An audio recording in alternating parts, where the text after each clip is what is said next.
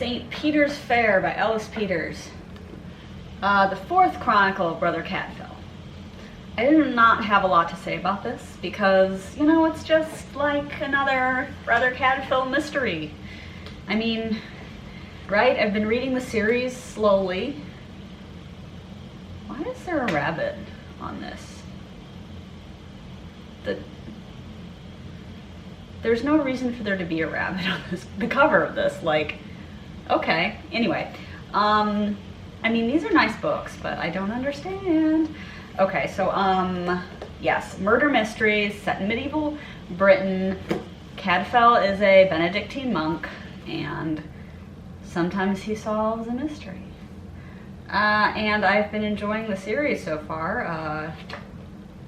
This wasn't a terribly interesting book, I don't think. I mean, it was kind of nice. It was like set around a fair, obviously.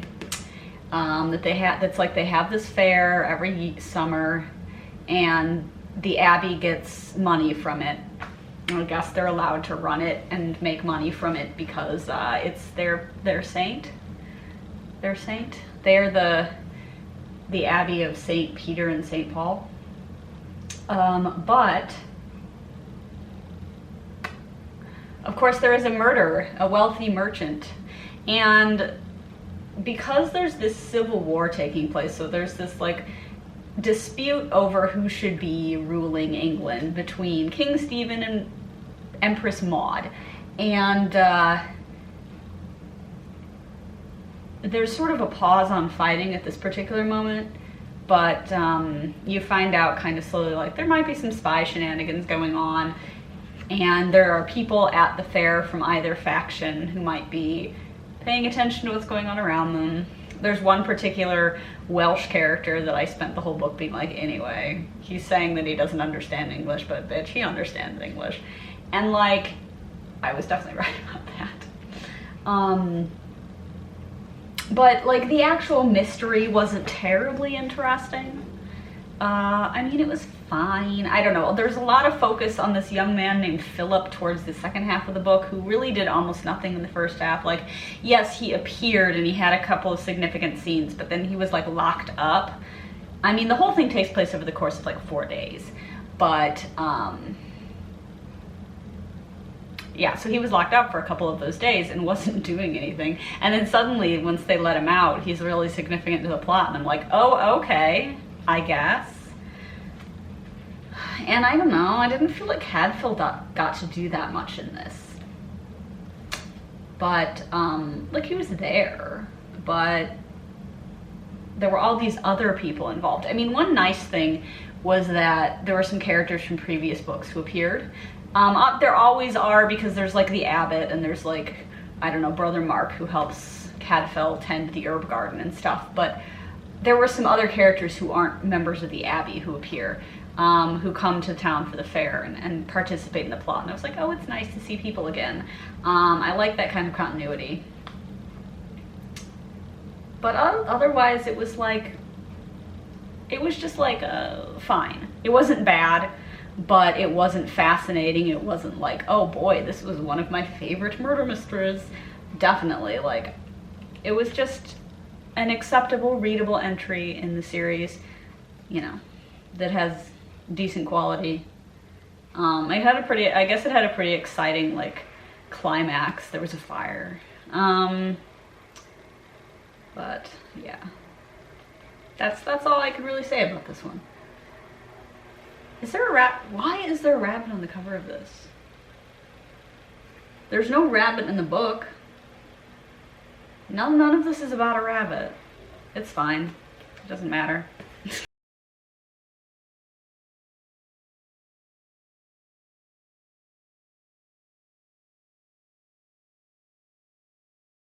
Hi. I am filming this while drinking apple wine. It's very yummy. But I thought, like, okay, it's been like 4 days since I finished Annihilation. I should probably talk about it. Annihilation by Jeff Vandermeer. It's a slim little science fiction book. It's the first part of a trilogy, And it's kind of a, I can't think of words right now, environmental apocalypse story in a way, but not in really the way I was expecting. So, God, how do I explain Annihilation? First of all, I've heard people describe it as very weird. I don't think it was very weird. I mean, it was strange, but I've read things that are harder to follow, and this was not hard to follow. I also haven't seen the movie.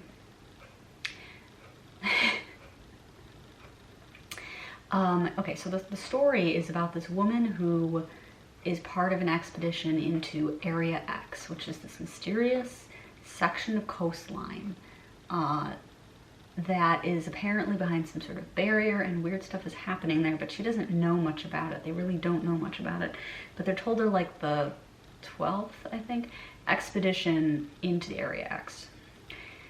And it's interesting because none of the characters in this book have a name. They're all just referred to by their jobs.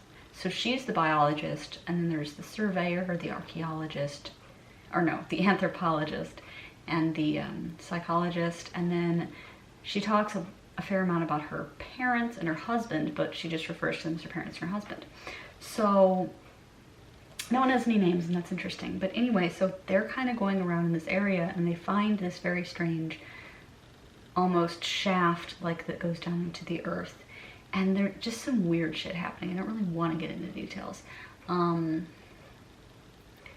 but something strange is happening in this area. In a way, it's like nature's reclaiming it, but in another way, something more fucked up and strange is happening.